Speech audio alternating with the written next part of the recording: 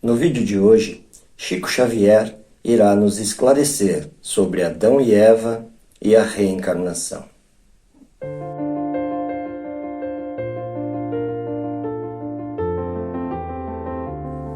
Eu sou Maurício Ramos e seja muito bem-vindo ao canal.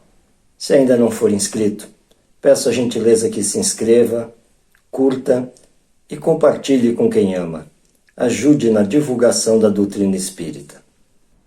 O vídeo que veremos a seguir é um pequeno trecho da entrevista concedida por Chico Xavier ao programa Pinga Fogo no ano de 1971, aonde ele acaba sendo indagado por um pastor evangélico sobre a existência de Adão e Eva e também sobre a reencarnação.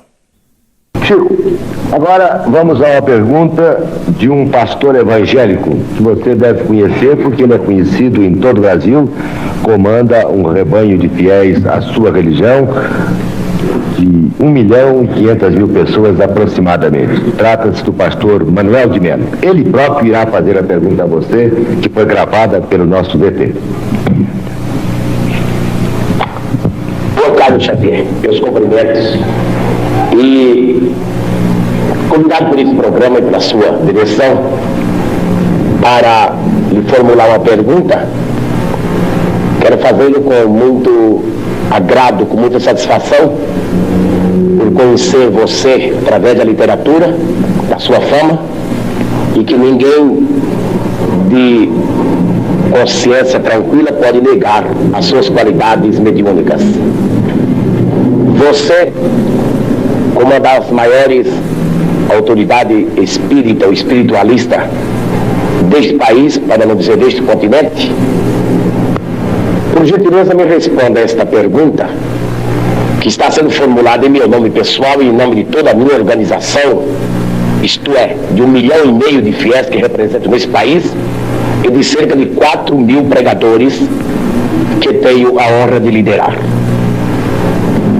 O Espiritismo, Xavier, tem um ponto que se choca profundamente, teologicamente falando, com os princípios bíblicos que defendemos, nós os evangélicos.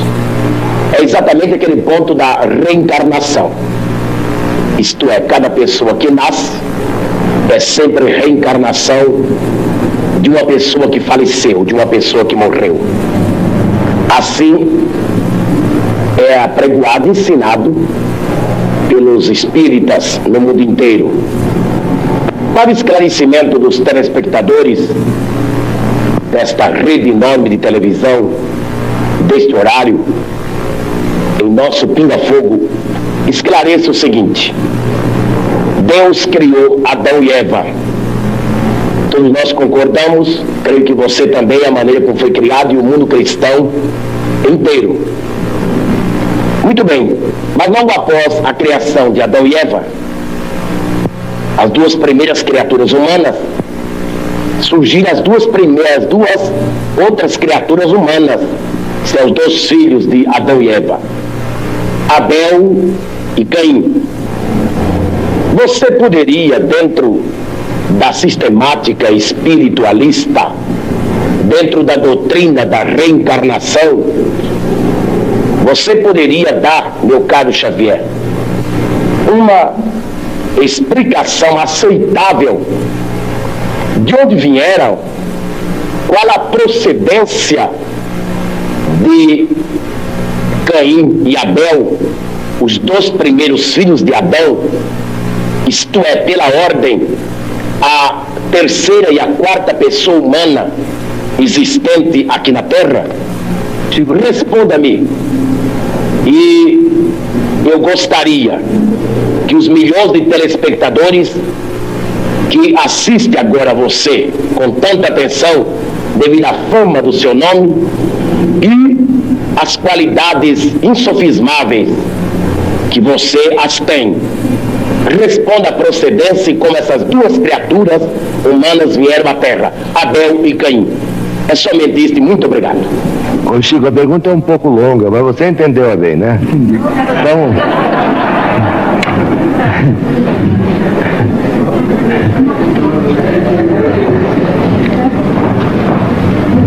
pergunta do nosso caro amigo, que nos interpela a respeito do texto bíblico, está emoldurada de tamanho carinho que inicialmente nós agradecemos esse tom de fraternidade e ternura humana com que ele emoldura a questão para se dirigir a nós. Muito obrigado ao nosso caro pastor evangélico, senhor Manuel de Melo, que nós todos admiramos como sendo o orientador desse grande e brilhante movimento que é Cristo para o Brasil. Mas, sem desejar fazer contra-perguntas, porque às vezes a contra-pergunta não é uma prova de consideração para quem perguntou, mas a Bíblia é o nosso livro santo, livro de todos os cristãos. Nós, os espíritas evangélicos, nos detemos no Testamento Novo para compreender a essência dos ensinamentos de nosso Senhor Jesus Cristo e daqueles que o sucederam, os apóstolos da causa evangélica.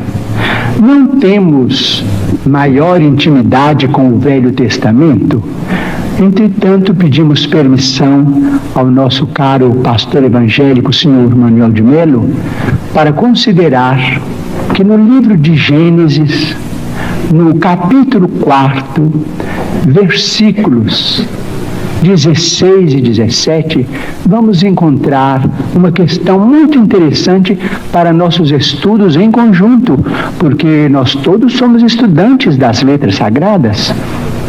O capítulo 4 trata, por exemplo, da união de Adão e Eva para o nascimento dos seus 3 filhos, Caim, Abel e Sete. Sabemos por esse texto, o capítulo 4 do livro de Gênesis de Moisés, que Caim exterminou Abel.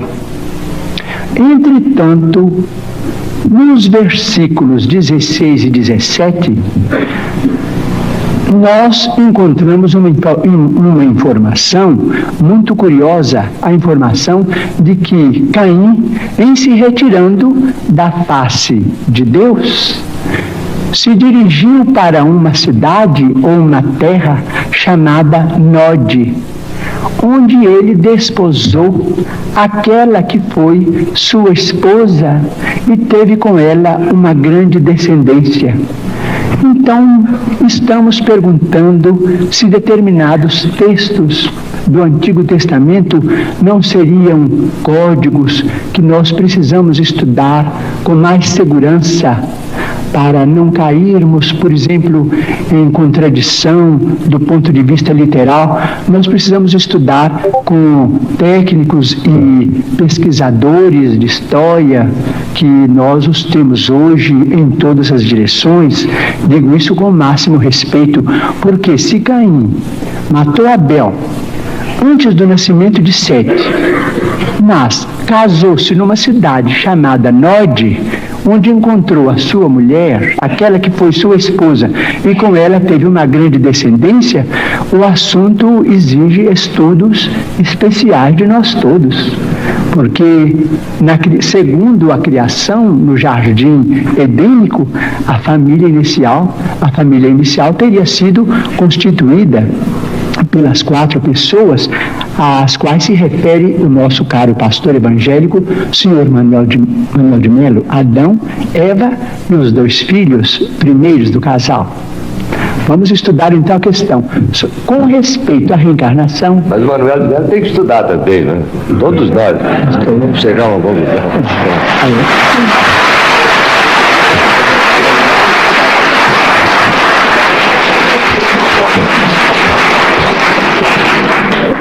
Bom, Com respeito à reencarnação, posso dizer? Pode. Com respeito à reencarnação, nós, os espíritas, estamos diante de uma realidade inconteste para nós. Mormente na vida mediúnica, temos assistido, nestes quase 45 anos de espiritismo evangélico à luz dos princípios kardecianos, a desencarnações e reencarnações. Mas permitimos-nos também perguntar ao senhor Manuel de Melo, ao nosso caro pastor evangélico, senhor da pergunta, e também àqueles que fazem objeções contra os princípios da reencarnação, permitimos-nos perguntar sobre o sofrimento das crianças. Por exemplo, não vamos nos referir aos adultos, porque seria alongar muito a resposta, mas vamos pensar nas crianças. Por exemplo, nós, os espíritas, muitas vezes encontramos determinados casos de suicídio, e às vezes suicídio acompanhados de homicídio, ou às vezes apenas de homicídio. Mas vamos encontrar esses problemas do complexo de culpa levado para além desta vida, e depois esse complexo de culpa renascido com aquele que é responsável por ele através de sofrimentos que só podemos entender através da reencarnação. Por exemplo, muitas vezes temos encontrado, por exemplo, irmãos nossos suicidas que dispararam um tiro contra o coração e que voltam com a cardiopatia congênita ou com determinados fenômenos que a medicina classifica dentro da chamada tetralogia de Fallot. Nós vemos companheiros que quiseram morrer voluntariamente pelo enforcamento e que voltam com a paraplegia infantil, comumente chamada de enfermidade de Littell. Nós vemos muitos daqueles que preferiram o veneno e que voltam com malformações congênitas, com problemas miopáticos, com o mixedema, aqueles que às vezes violentam o próprio ventre e que voltam também sofrendo as tendências e que às vezes acabam se desencarnando com o chamado infarto mesentérico. Nós vemos, por exemplo, aqueles que preferiram morrer pelo afogamento para se retirarem da vida num ato de rebeldia contra as leis de Deus. Vemos, por exemplo, aqueles que preferiram o afogamento e que voltam com o chamado enfisema pulmonar. Aqueles que dispararam tiros no próprio crânio e que voltam com tantos fenômenos dolorosos, como, por exemplo, a idiotia, a acromegalia, quando o tiro, vamos dizer, quando o projétil alcança a hipófise, porque nós estamos em nosso corpo físico subordinado ao nosso corpo espiritual. Então, principalmente nos fenômenos, os fenômenos decorrentes do suicídio por tiro no crânio são muito dolorosos, porque vemos a surdez, a cegueira, a mudez congênitas, e vemos este sofrimento em crianças incompatíveis com a misericórdia de Deus, porque nós sabemos que Deus não quer a dor.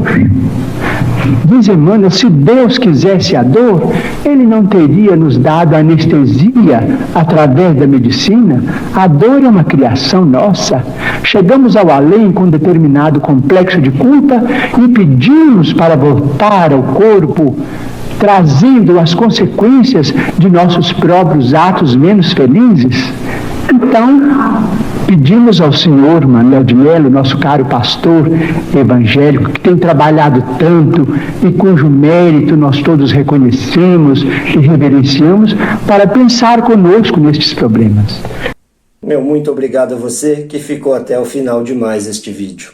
Se ainda não for inscrito, peço a gentileza que se inscreva, curta e compartilhe com quem ama. Desejo a todos vocês muita luz, muita paz, que assim seja.